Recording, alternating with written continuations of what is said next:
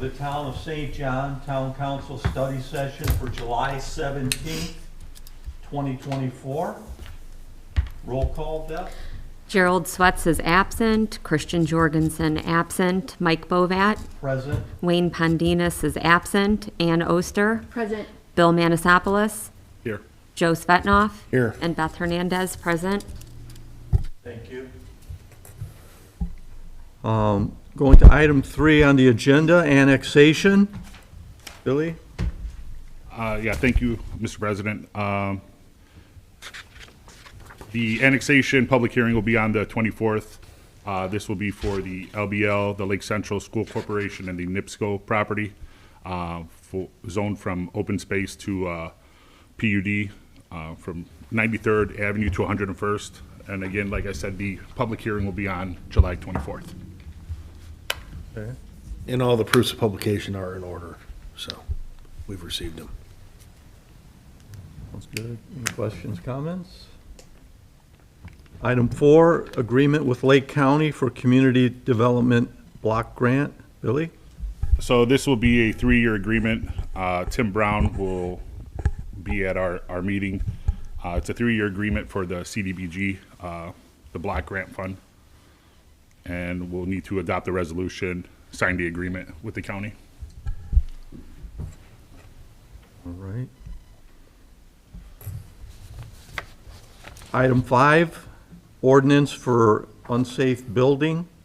Mr. President, this is a ordinance to adopt and update our current unsafe building to create an unsafe hearing authority so that if there are any properties or structures that are deemed unsafe in the town of St. John, we can go through the unsafe process that is established by Indiana state statute. I worked with attorney Heather McCarthy to get the ordinance put together.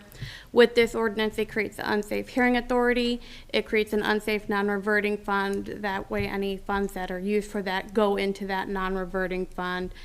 And then it will be a 3-member board that is proposed. Appointment from the town council by the town council, an appointment from the plan commission by the plan commission, and 1 citizen appointment by the town council. Okay, thank you for that, Ashley. And Joe, are you familiar, have we had anything similar to that for the town that you're aware of? I'm not aware of any type of unsafe building, hearing body or hearing authority. I know in Maryville how they do it, they appoint an ALJ, like an ALJ, administrative law judge, that hears cases and renders decisions. But in this case, we're gonna have a hearing authority, which is gonna constitute 3 members. Okay. And then from there, they'll adjudicate how they need to adjudicate.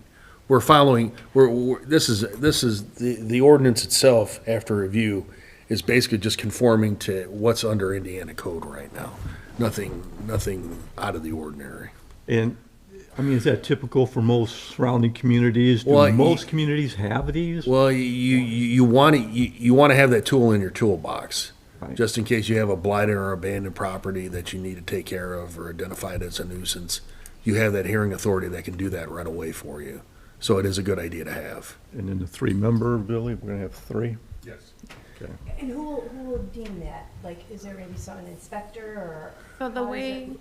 Cool. I can answer that, Ms. Oyster. The way that we have the process set up is the building commissioner will be deemed our unsafe inspector. And the way it'll be processed is if we get a complaint in the building and planning department, we'll send out our code enforcement officer to take a look at it. If he thinks it's just code related, he'll handle it by way of code. If he thinks it's more than that, we'll send out the building commissioner to review it for building code. We'll also reach out to the police and fire departments to go out and take a look at it from a first responder standpoint, and if they feel safe going into it, and have all that documentation to provide to the unsafe board.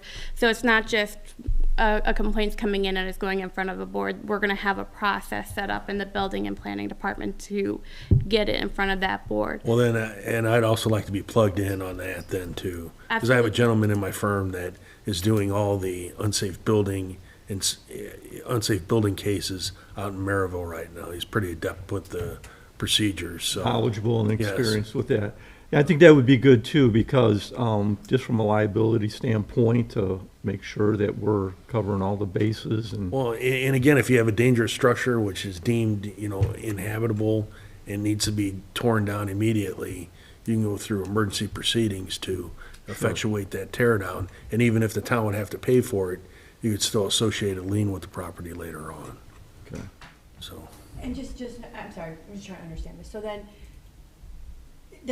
obviously the owners are notified about whatever, and they have to do it. Is there fines, or is there a certain period of time to remedy it, or? Yes, so the statute does set up the fine structure, fee structure.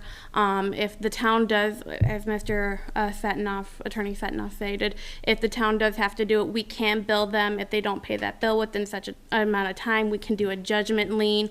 Heather McCarthy did create some form-based letters for notices for being sent out, items like that, and I can get that over to you, Attorney Fetinoff. That way be you can great. take a look at them. And it is a process that I do have a bit of familiarity with, as the municipality I worked at, we did have an unsafe hearing authority, so I'm familiar with the process. Okay, residential and commercial? Residential, commercial land, if it's deemed potentially unsafe, it can go in front of Yeah, that board. and basically, I think what you want to go for in terms of code enforcement or unsafe building enforcement is you want to go for some type of adherence to the rules. So if they can go ahead and they can remediate the problems, you always want them to do that first.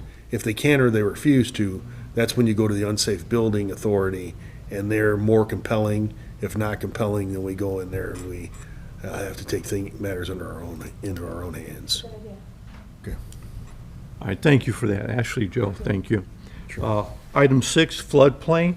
So this is that floodplain ordinance I discussed last month. We are having the public hearing for it tonight at the Plan Commission meeting. I've got all the proofs in order, so we should be good to move on that tonight and make a recommendation for you for next week.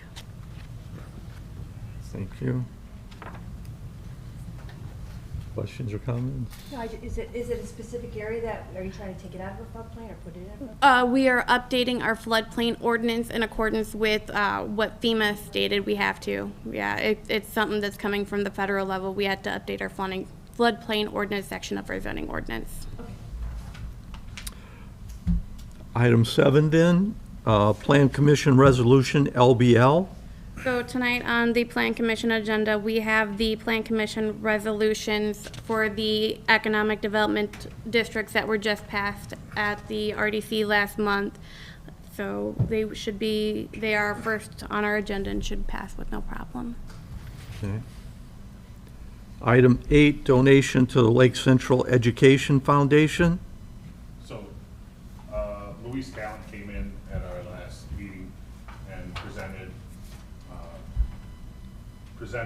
to the council about, I'm sorry, Mike. Yeah, I remember her coming Yeah. in, and then she did have someone with her. They were both. Yeah, they made the explaining- presentation. We're gonna have a conversation, prior to next week to have working on a dollar amount for you. Okay, thank you. Item 9, sale of building department vehicle.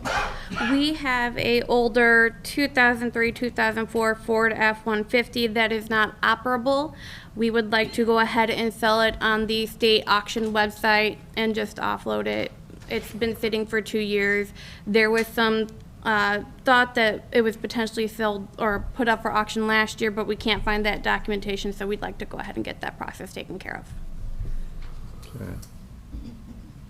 Any idea what they sell for? Did they just, It goes on to my knowledge, from what I've been told, they just go on the auction site and people bid on it, and it's whatever bid amount is the highest is who gets it.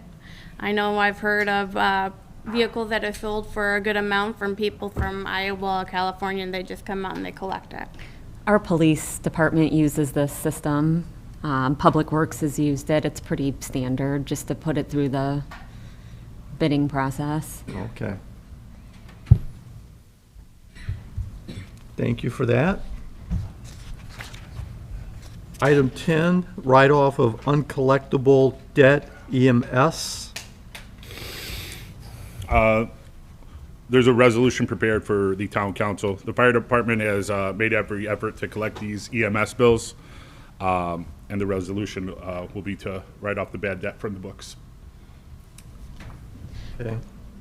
Thank you, Billy. Item 11, transfers. These are just going, this will be the first time this council will see a transfer resolution. We're basically transferring funds within a budget. We're moving money from one line item to another. They're pretty standard. So for example, the police department may have a surplus in office supplies and have a deficit in office equipment, and so you're just taking the positive and bringing it down to a negative, essentially just cleaning up the books a little bit. And usually what'll happen is with the transfers, there'll be a net effect of zero. So Right. it won't be any effect on the budget directly, but it'll just be moving money in a department. That's good. Yep, so fund it within the same funds. Gotcha. I guess that is it. Item 12, adjournment.